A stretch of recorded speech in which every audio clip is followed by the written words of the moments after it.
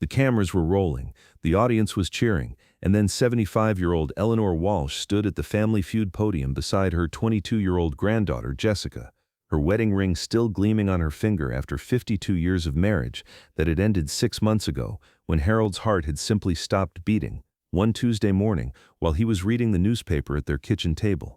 When Steve Harvey asked about times when you feel most lonely, Eleanor's response, delivered with the quiet dignity of someone who had spent half a century as part of a couple and was now learning to exist as a single person again, would reveal what it means to grieve, not just the loss of a spouse, but the dissolution of a shared identity that had defined her entire adult life.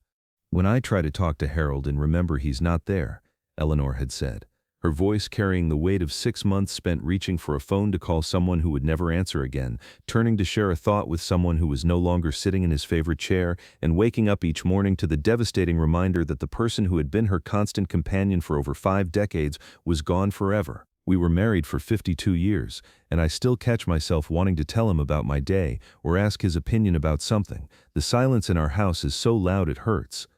The studio had fallen into a respectful silence as everyone present tried to understand what it would mean to lose not just a spouse but an entire way of being in the world, to have your daily routines, conversation patterns, and sense of identity fundamentally altered by the absence of someone who had been woven into every aspect of your existence for most of your adult life. Eleanor Walsh had been married to Harold Walsh for 52 years, having met him when she was 21 and he was 23, both young and full of dreams about building a life together that would withstand whatever challenges the world might present. Their marriage had been the kind of partnership that had deepened and strengthened over decades, weathering the normal stresses of raising children, financial pressures, health scares, and the countless small and large adjustments that long marriages require. Harold had died suddenly of a heart attack on a Tuesday morning in March, while Eleanor was upstairs getting dressed for their weekly grocery shopping trip. She had called down to ask if he wanted coffee before they left, and when he hadn't answered, she had found him peaceful in his chair, newspaper still folded in his hands, reading glasses slightly askew, looking as if he had simply fallen asleep while catching up on the morning news. The sudden nature of Harold's death had been both a blessing and a curse for Eleanor. While she was grateful that he hadn't suffered through a prolonged illness or experienced pain or fear, the abrupt transition from married life to widowhood had left her feeling disoriented and unprepared for the practical and emotional challenges of living alone after more than half a century of shared decision-making, daily companionship, and mutual dependence. The first weeks after Harold's death had been filled with funeral arrangements, visits from family and friends, and the overwhelming administrative tasks that follow death, contacting insurance companies, closing accounts, dealing with legal paperwork, and making decisions about Harold's belongings and their shared possessions. During this period, Eleanor had been surrounded by support and had little time to fully process the magnitude of her loss. But as the immediate crisis had passed and family members had returned to their own lives, Eleanor had been left to confront the day-to-day reality of widowhood. The house that had once been filled with the comfortable sounds of shared life, Harold's morning routine, the television programs they watched together, their conversations about family, friends, and current events had become oppressively quiet, filled with reminders of his absence rather than comfort from his memory. The practical aspects of managing daily life without Harold had presented unexpected challenges for Eleanor. While she had always been capable and independent in many ways, 52 years of marriage had created patterns of shared responsibility and mutual reliance that were difficult to untangle. Harold had managed their finances, handled home repairs, and made many of the household decisions that now fell entirely to Eleanor. More challenging than the practical adjustments had been the emotional and social aspects of transitioning from being part of a couple to being single again. Eleanor had spent her entire adult identity as Harold's wife, and she struggled to understand who she was as an individual rather than as half of a partnership. Social situations had become awkward and painful as she found herself introduced as Harold's widow rather than simply as Eleanor, and she felt like an outsider among couples who had been their friends for decades. The loneliness that Eleanor experienced was complex and multi-layered, involving not just the absence of Harold's physical presence, but the loss of their shared routines, inside jokes, comfortable silences, and the deep understanding that comes from decades of living closely with another person. She missed having someone to share daily experiences with, someone who understood her history and family relationships, someone whose opinion she valued, and whose presence made her feel complete.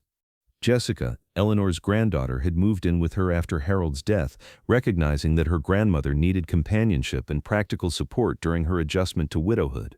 While Eleanor was grateful for Jessica's presence and love, she also felt guilty about being a burden and worried that her grief was limiting Jessica's independence and social life.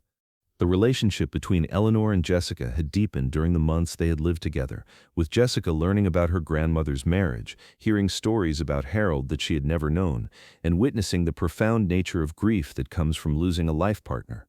Jessica had also helped Eleanor navigate practical challenges and had encouraged her to maintain social connections and pursue activities that brought her joy rather than isolating herself in her grief. Eleanor's grief process had been complicated by well-meaning friends and family members who encouraged her to move on, to start dating again, or to make major life changes that would help her start fresh. While these suggestions came from love, they often made Eleanor feel that her continued mourning was inappropriate, or that her deep connection to Harold was something she should be trying to overcome rather than integrate into her new life. The Family Feud application had been submitted by Jessica, who had hoped that participating in a positive, engaging activity with her grandmother might provide a temporary distraction from grief while also creating new memories that weren't defined by Harold's absence. She had thought that appearing on a show that Eleanor had watched for years might help her feel connected to something enjoyable and normal.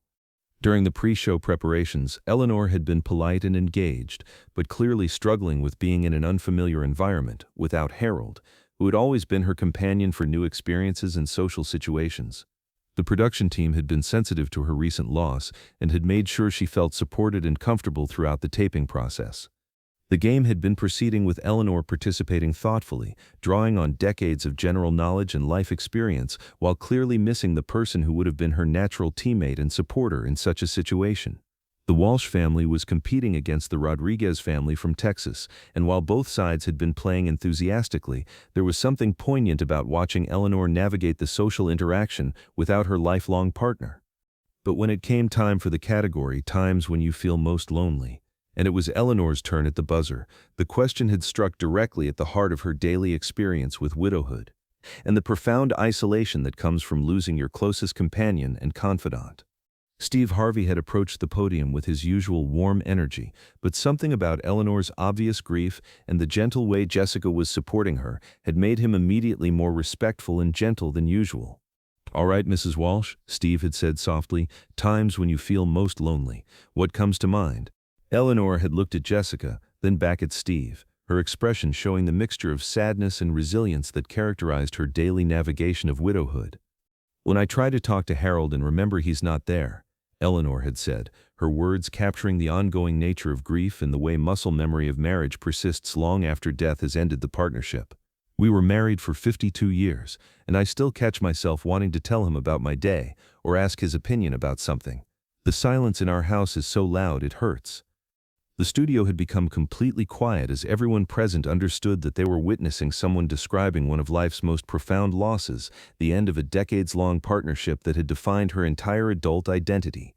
Steve had paused, clearly moved by Eleanor's honest description of her grief and the ongoing nature of missing someone who had been central to her daily existence. "Mrs. Walsh," Steve had said with infinite gentleness, 52 years is a beautiful testament to love. That must have been an incredible partnership." "It was," Eleanor had replied, her voice growing stronger as she spoke about Harold. "He was my best friend, my advisor, my companion in everything. We made every decision together, shared every experience. I don't know how to be just me without being us." The studio audience had listened with obvious emotion as they witnessed grief that spoke to the universal fear of losing someone central to your existence. "What would Harold want for you now?" Steve had asked with genuine care and wisdom. "He'd want me to be happy," Eleanor had said, tears beginning to flow. "He always said I was stronger than I thought I was, but it's hard to feel strong when half of yourself is missing." Steve had looked at Jessica, who was clearly emotional, as she watched her grandmother articulate her grief so eloquently. "Jessica," Steve had said, "what has it been like supporting your grandmother through this?" "She's teaching me what real love looks like," Jessica had said through tears. "Even in her grief, she's showing me that love that deep doesn't just disappear when someone dies. It changes form, but it doesn't end." Steve had looked back at Eleanor with deep respect and understanding. "Mrs. Walsh," Steve had said, "what you and Harold had was rare and beautiful, That love doesn't die when Harold died. It lives in you, in your memories, in the way you raised your family, in the example you set for Jessica and everyone who knew you both.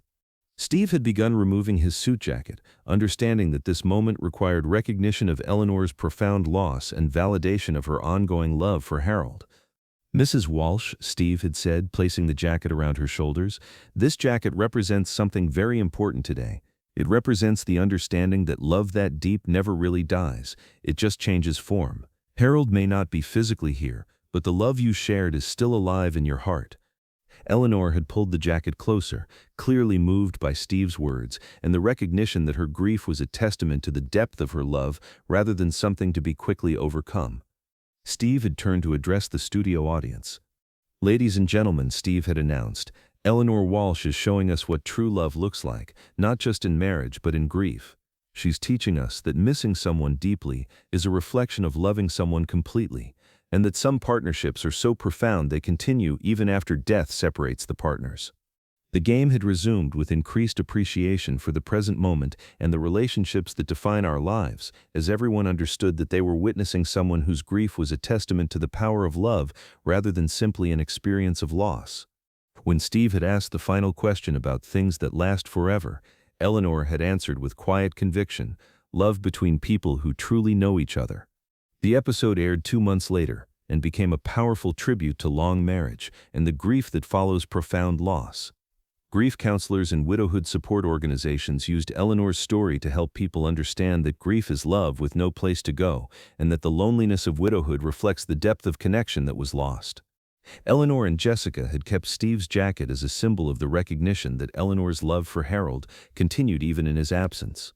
More importantly, the experience had helped Eleanor understand that her grief was a testament to their love, rather than something to be ashamed of or quickly overcome.